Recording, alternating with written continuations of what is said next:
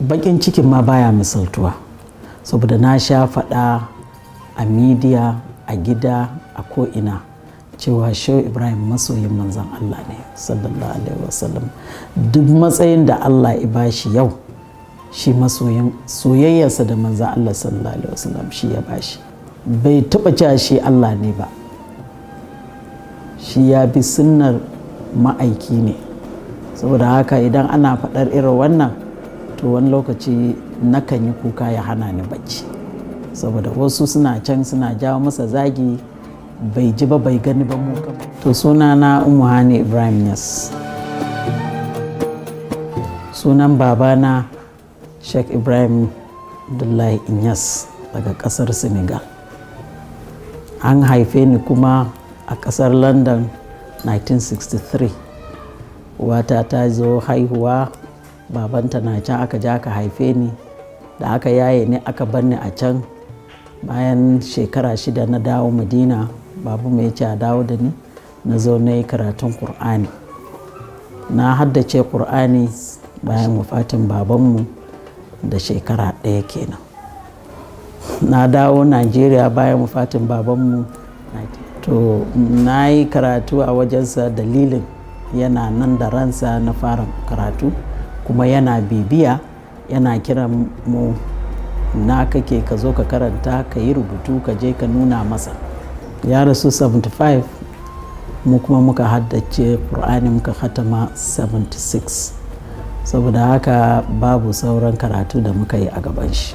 To lillahi alhamdu, shehu ya nuna mana mu yi karatu mu karantar, mu yi biyayya mu tarbiyantar, mu yi rike addini mu koyar da addini. Shi yasa tun da na yi aure 1980 na zo Kano, tun daga lokacin har kawo haka ina koyarwa karatun Kur'ani.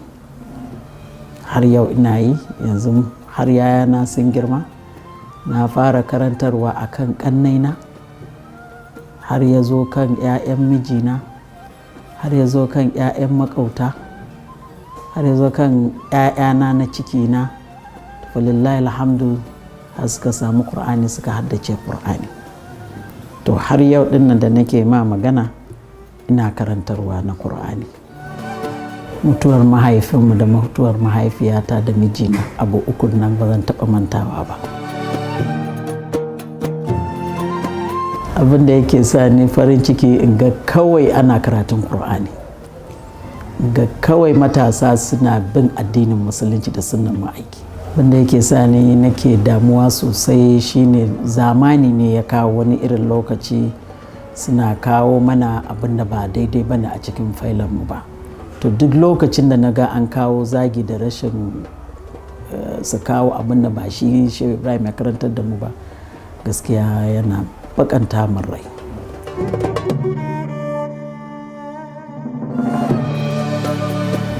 Bakin ciki, saboda bakin cikin ma baya misaltuwa, saboda na sha faɗa a midiya, a gida, a ko'ina cewa Sheikh Ibrahim masoyin manzan Allah ne sallallahu alaihi wasallam. Duk matsayin da Allah ya bashi yau, shi masoyin soyayyarsa da manzan Allah sallallahu alaihi wasallam shi ya bashi. Bai taɓa nuna kansa ba, bai taɓa cewa shi kansa ku zo ku so ni ba, bai taɓa cewa shi Allah ne ba. Shi ya bi sunnar ma'aiki ne. Saboda haka idan ana faɗar irin wannan, to wani lokaci nakan yi kuka ya hana ni bacci.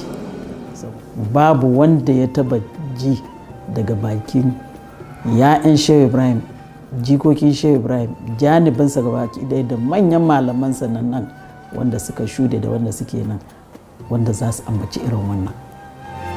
Burina in gina makaranta babba wanda zan karantar da mutane Kur'ani. Babban burina kenan. In shiryar da mutane yadda babanmu ya shiryar, mu ma mu ga mun yi.